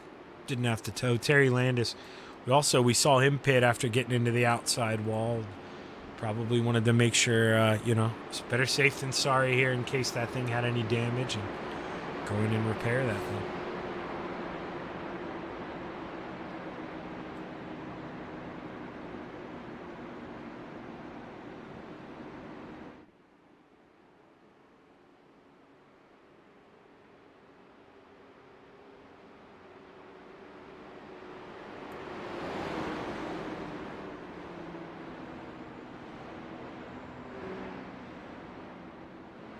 You're going to get to enjoy the sights and sounds here for just a minute, because Shaggy just realized now nothing is in it anymore. But I decided to leave the oven on since dinner time. So just now noticed the light was on the oven. Shaggy is going to run over there real quick. Give me 25 seconds. And we are going to turn off this oven. Because the heat's in Daytona, but Shaggy is actually maybe feeling the heat a little bit in here because he left the oven on.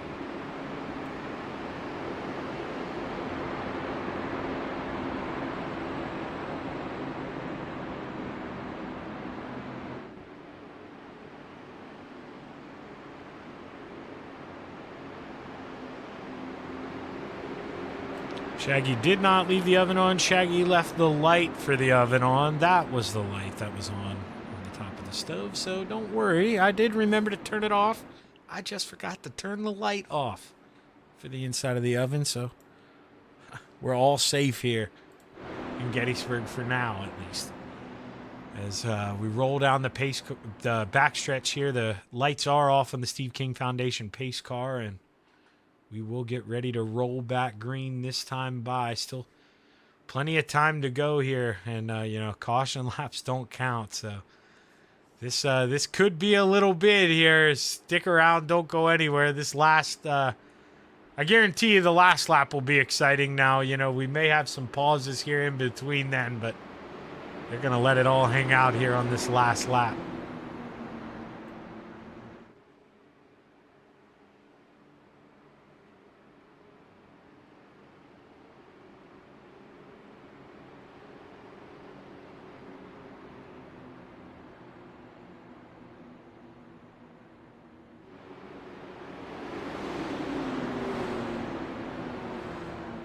As the cars roll out of turn 4, you see the lights are off. We're going to go back green this time by. As soon as Greg Boydell enters that Geico restart zone, he is allowed to fire. As the green flag is high, it's ready to fly. 10 to go at Daytona. Tighten up those belts.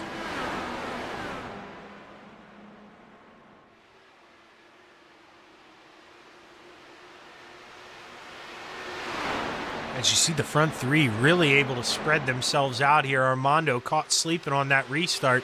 He's got a full field behind him, and, they're going to see that front 3 out there. This is where, this front 3, they got to be smart. They do not want to caution here. They got to stay lined up. Now, these guys, they're going to get as aggressive as they can. They're going to almost try to force a caution or race their way back up there here as we're running out of time. As they come to the stripe this time, 9 laps to go as you see these guys back here in the second pack, 2 by 2.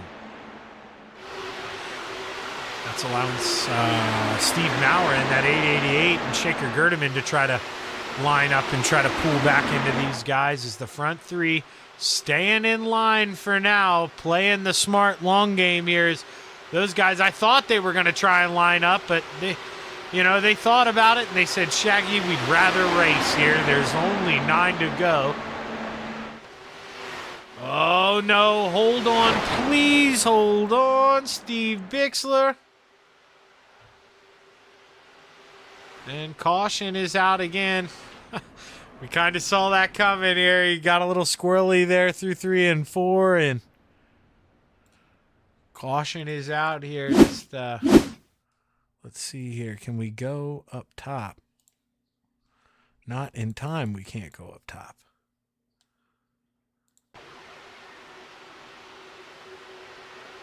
And now that isn't on Steve at all. That is not on Steve. Who was that? Was that Steve Maurer? So Steve Maurer comes down into... So Bixler able, man, he saved that. He did a fantastic job. I truthfully thought that was on Bixler. I mean, Maurer there, he kind of, does touch him a little bit, but, I mean, he comes down, not sure if he's just trying to, follow, Terry in front or, pull down and get side draft, but just doesn't give Bixler any room, and they get together, and hard into the wall goes both of them. And Shaker Gerdeman, man, he barely sneaks through in that 63. That was a close call for him.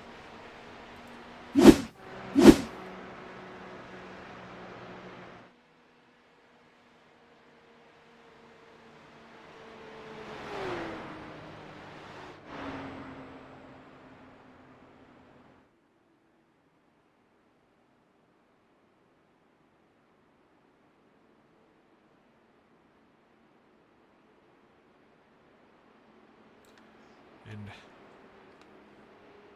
Greg Boydell, man, he's just, just been able to lucky enough, he started out front, so I guess luck did not really, good qualifying effort, put himself out front, and he's gone with that strategy of, I'm going to qualify, I'm going to go out front, I'm going to stay out front. And it's worked. All the nonsense has been going on behind Greg Boydell in that 014, and he's just had smooth sailing out front.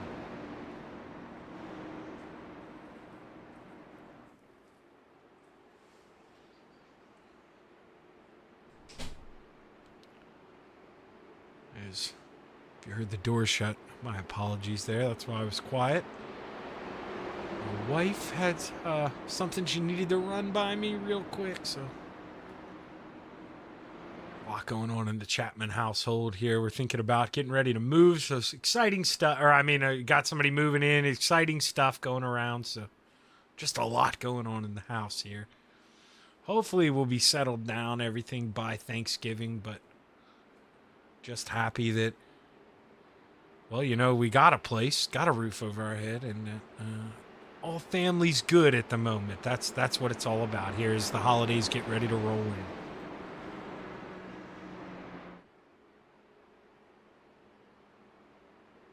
And, you know, speaking about family being good, you know, it's basically his second family here for most of us here in the Coast to Coast Racing League. You know, I spend as much time here talking to you guys and racing with a lot of the guys in here as I do probably spending time with my wife outside of her work. So, you know, it's really is a commitment here in this league. We all enjoy it. We love it, man. Sometimes we lose sleep over it. That's for sure. But at the end of the day, it's all a big family. And, you know, guys like Maurer Farm Management stepping up to grab sponsorship here. You know, AMR picks up a sponsorship. Let's try to think of all of them here. Flatline Racing Bodies, of course. I mean, wow, Flatline Racing Bodies. They've been committed to this league for a long time. I really appreciate Dan and all those guys, all that they do for the league. Couldn't have these awesome broadcasts if it wasn't for the great members we have here and their family members willing to put up the money and time just to, you know, get these broadcasts out for all of the viewers. And I know how much we truly do all enjoy going back and watching ourselves race, whether we admit it or not. I'm one of those guys who will admit it. I was lucky enough. I told Marty. I normally sit in the booth with him all night Monday, but man, oh man, watching these guys drive sprint cars, I've been getting that itch, and I've got to run them on Monday nights, so I'm going to start doing that again. And when I finished P2 last night, of course, Shaggy had to go check out the broadcast. We all do it. We love to go back and rewatch it. It's our fix, that's for sure. As Greg Boydell, we're going to roll through 3 and 4 here. 5th caution of the night here through, let's see, I think we've run 17 laps. So averaging a caution about every 3 laps here. So hopefully we settle down. Hopefully we can go the rest of the way green flag.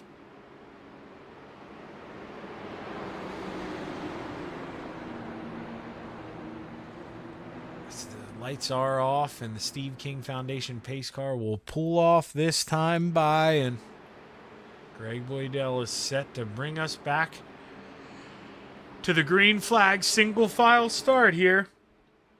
So if a guy misses a shift or has a bad restart, it's really going to be noticeable, and so far so good. A little gap between Tim Chapman and John Rayner, but I don't think that's too much to overcome here, right at that 0.6 of a second mark. But I don't know, man. They're going to have to line up. They got to get on it.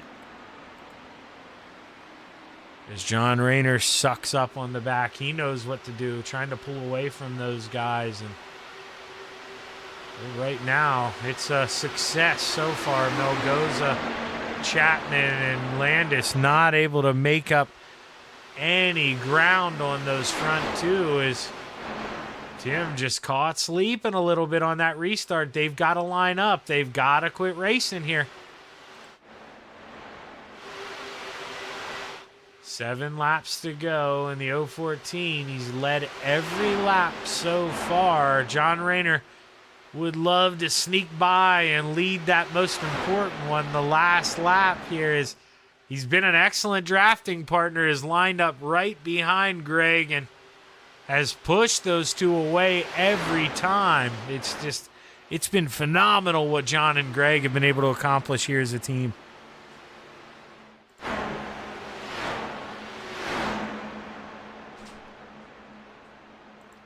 So we're going to watch them sail off into turn 1 here. You get to see that gap, you know, I mean, that's substantial gaps here throughout the field. So you got to think, barring a major error here, we may go green flag the rest of the way. I don't want to jinx it here, but I mean, if this plays out the way, you know, I'm thinking in the way it probably should, we're looking at the only guys here that really stand a chance to win this thing.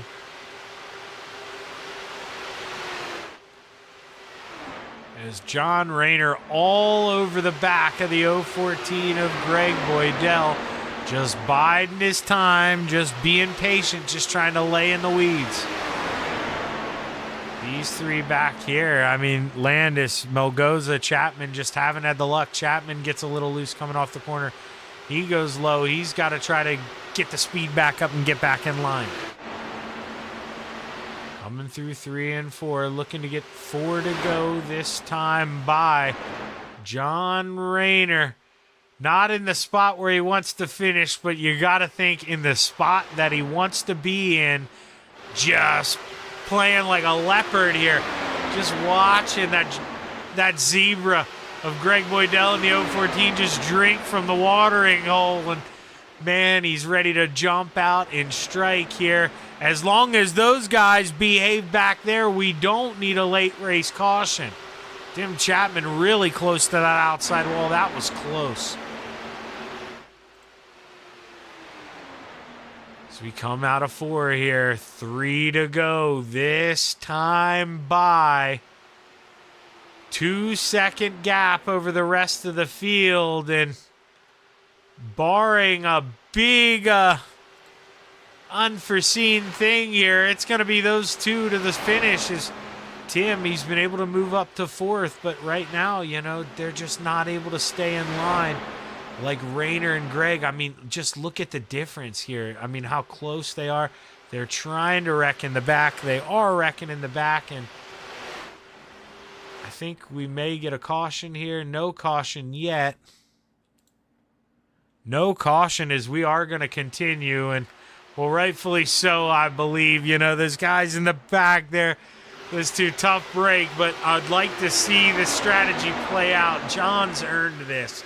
He's nailed every restart, has been able to fall right in line behind Greg, but done so well enough that the guy in 3rd hasn't been able to keep up with them. And I think, you know, we deserve a chance to see this strategy play out. As lap and a half left here as we enter turn 3.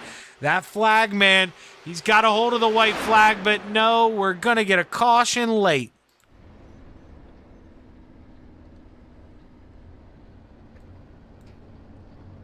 Not too sure what happened here as we see Tim Chapman involved. It's just going 3 wide. And it looks like possibly Tim maybe came down here. Let's try and get an aerial camera. It was tough to tell from that angle. But right now, you know, they're 3 wide. Keep relevance to that thin line in the center. So right now it was thick black. We're watching it right in between their cars. That's Terry coming up. You can stare at that line. That's what that is. Terry ever so slightly coming up and gets into the side of the 37. And well, those 3 go for a wild ride. And man, you know, probably spoiled us of the way that finish should have went here. Is, and John Rayner had Greg probably right where he wanted him, and now Shaker. Not that he doesn't deserve a chance at this, but you know, he's a quick car, so he's definitely going to play into this one. And man, that's tough. That's tough. I really wanted to see it play out the way it should have. That's a heartbreak for these front 2. Is, you know, here with a tightened up field, guys going to go in and get quick repairs. I would be shocked if Greg Boydell and John Rayner finish 1-2. And I don't even mean in that order, just those guys finishing 1st and 2nd, because it's going to get wild here on this last lap. And they've run a perfect race up front. None of those guys deserve what is probably about to happen to them, but could be wrong here. Been wrong plenty of times before. As the lights are still on, so we're going to go around at least one more time.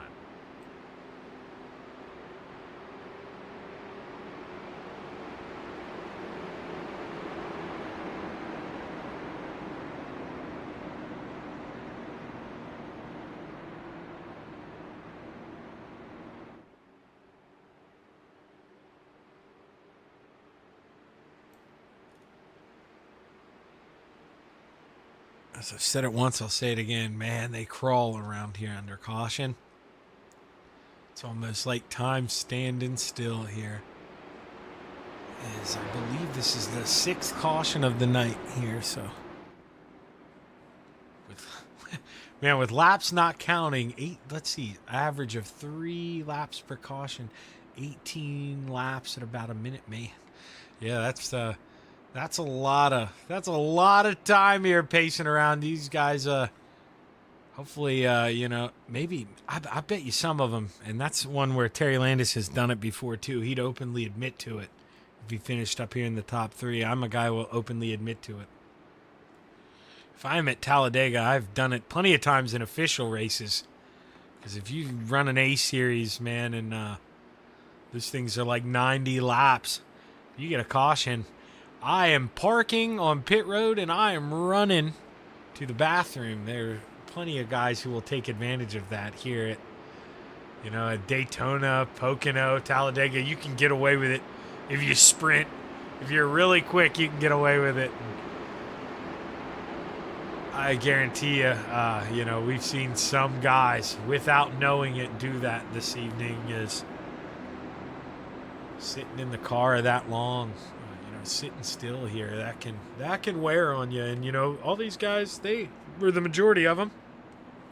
They have jobs. They're working during the day, so got a lot going on. And when you're sitting there, your muscles can kind of calm down in the car under caution, and then you just retighten up as you go green, and just that constant, go and stop, go and stop. That can really, wear on you. Depending on the day you had at work, it adds to the wear and tear here on the sim. That's for sure. It's not life or death. Not going to give anybody a heart attack. That's for sure. But just adds to it. Get you sweating a little bit. Get you wiping your forehead under caution, and it just can add to it and add to that little bit of slip.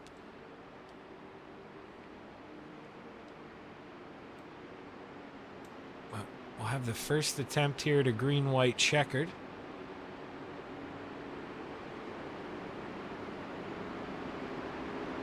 And like I say, I would be really shocked if those two finish 1-2. They deserve it. They have run mistake-free. They've been really smart out front and just played a good game. But we'll have to see if, what do they say? Nice guys finish last sometimes, and they've played nice out front. We'll have to see if they can hold the pace here in the closing laps here. Going to have 2 to go as the Steve King Foundation pace car pulls off in the 014 of Greg Boydell.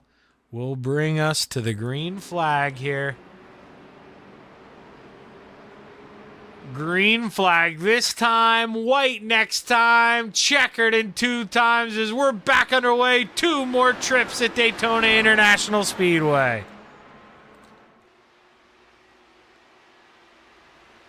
I believe that's Armando Melgoza. Yeah, had a tough restart there, and Shaker Gerdeman, he didn't get going either.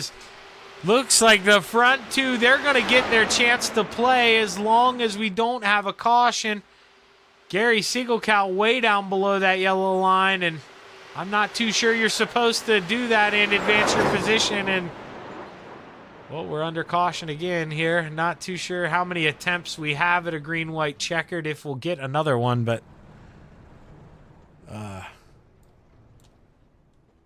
have to go back and look at it. But, I'm one of those guys, I do not bite my tongue. I always try to be polite the way that I say things here, but if what I saw at first glance here is correct, this doesn't look very good here. As we're gonna try to get an aerial cam. Let's see. So big run there, and instead of lifting, you get in the back of the guy and you stay full throttle and drive down below the yellow line. And you've had plenty of time to come up, and you come up a little more. That's just, man, that's tough, I know you want to go for it here at the end. You're running out of laps, but these things are rocket ships. You got plenty of time, and, never are you supposed to go down below that yellow line and advance your spot. And I know it's tough to want to crack out of that throttle, but if we crack out of the throttle, we probably get to the white flag here. Well, we're going to have to do it all over again.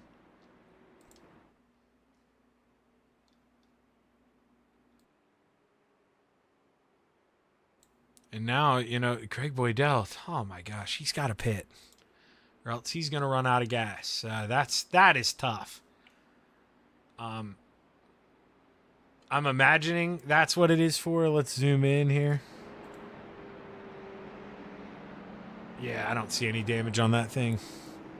He's having to pit for gas. And, oh man, you know, he shouldn't have had to in that 014.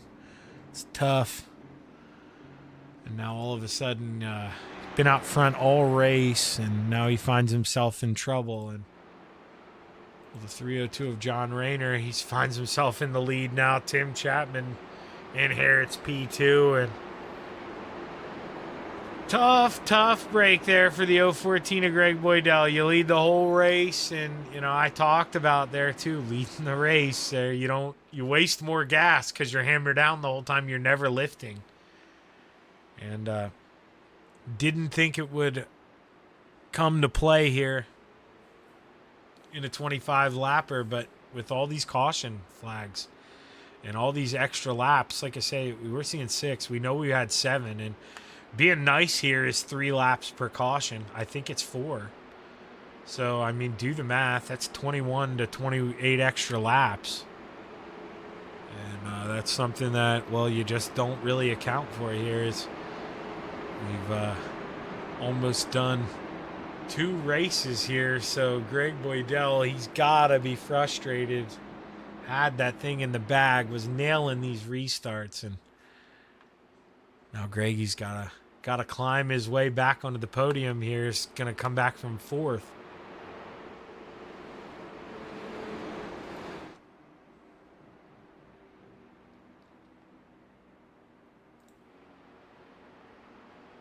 His lights are still on, so not going to go just yet here.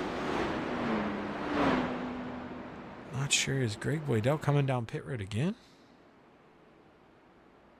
He is. Not too sure why. Bob Curtis also coming down pit road. Maybe they didn't feel like they got enough gas in it, or want to put more in it in case we're not done having cautions. That's probably the smart move here. Just fill that thing up. Give it as much gas as you can and play the long game here. As the lights are off, so we will be going back green here this time.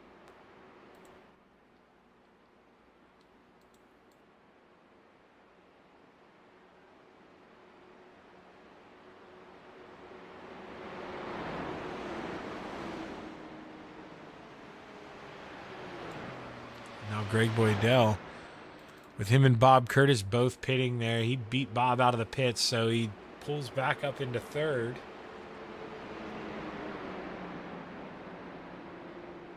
This is definitely not where he wants to be, but Greg still has a chance here in the closing laps.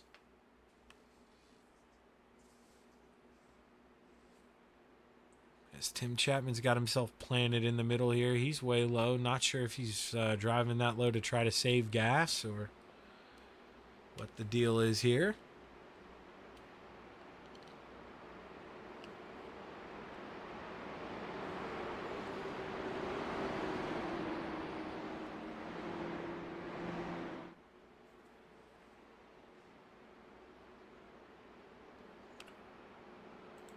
Now, in the other leagues, they do 2 attempts at a green-white checkered, so I would imagine this is the last attempt. I don't know if it's unlimited. Like I say, the rest of the races are set up with 2 green-white checkered attempts, so I would imagine this is the same way here.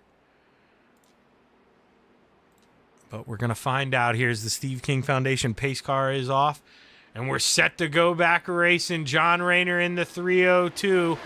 Gets an excellent jump, and man, that Tim Chapman got caught sleeping in that 37. He is a 1.5 seconds behind. This race is all 302 here, barring a caution. John Rayner gonna come home clean with this. Battle on for those final 2 spots of the podium, though, as we go down the backstretch, second and third side by side. Shaker Gerdeman and Greg Boydell. Tim Chapman in tow here, trying to see if he can get on that podium. As we roll through 3 and 4. Oh no, he tries to fit up in the middle, gets into Shaker, but the white flag already in the air. Gets into the 014 of Greg Boydell, and the 37 to the inside here. He's going to lose out on that podium. But man, oh man, you got to think, this guy, he set himself up here. He ran behind Greg Boydell most of the race. I know Greg's going to be a little bit frustrated here, not really having a true chance to defend. But John Rayner, mistake-free, hung out in second place all race, got lucky when he needed it, held on, and John Rayner is going to take the checkered flag here at Daytona, followed by Bob Curtis. Greg Boydell just got edged out at the line. Not sure if Greg ran out of gas in that 014.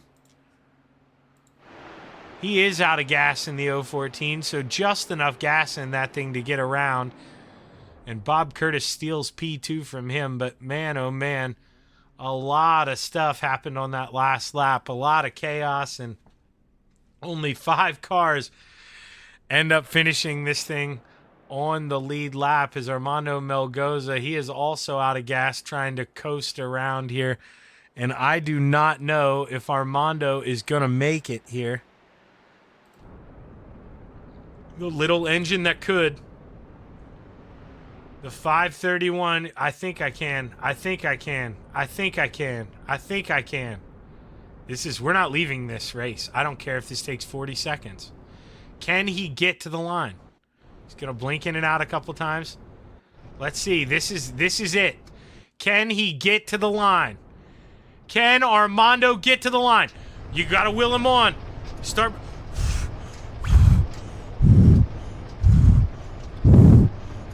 Oh, we blew him across the line. Armando.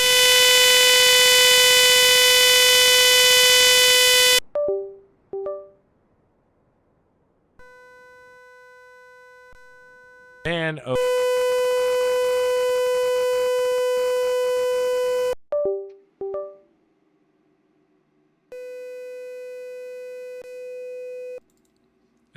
There we go. Sorry, a couple mic issues there, but thrilling finish there for Armando. Able to slowly bring it home. Guys running out of gas all over the track, but let's give Greg Boydell a minute to maybe catch his breath, calm down a little bit, and get a chance to talk to this 014.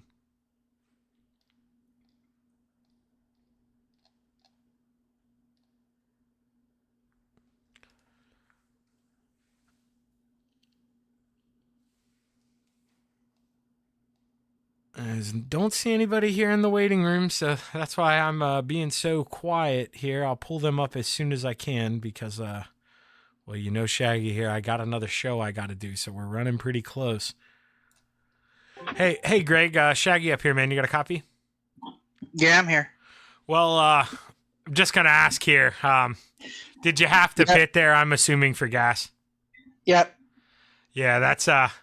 I can hear it, Greg. I'm not going to pry it out of you. Hey, I've been in your shoes, man. I can sense the frustration. That's a tough deal, man. I mean, you're mistake-free. You're quick in qualifying. You kept nailing those restarts. And, man, you and John, you were working together so well that, it seemed like you had that 1-2 guaranteed. But, man, just talk to us about it, Greg. Guide us through your feelings here. I think it was just I was out front so much, and you're pushing more air that way. John was saving, and the old saying, things happen. I pitted. I thought I took enough fuel for the end, but I didn't. I come up a little short, so that's fine. We're on the podium, and I don't think we have any incident points, so that's good. Well, Greg, just the sheer fact that you're able to pull that out of it after that frustrating run, that's a good run for you, Greg. I'm proud of you, man. That's a good attitude to have because I can tell you, after leading that whole thing with all those cautions, I don't know if I'd have had that same attitude. So, hell of a job, man. You're a class act here, Greg. We love having you. Good run here on the P3, man. Who you want to thank?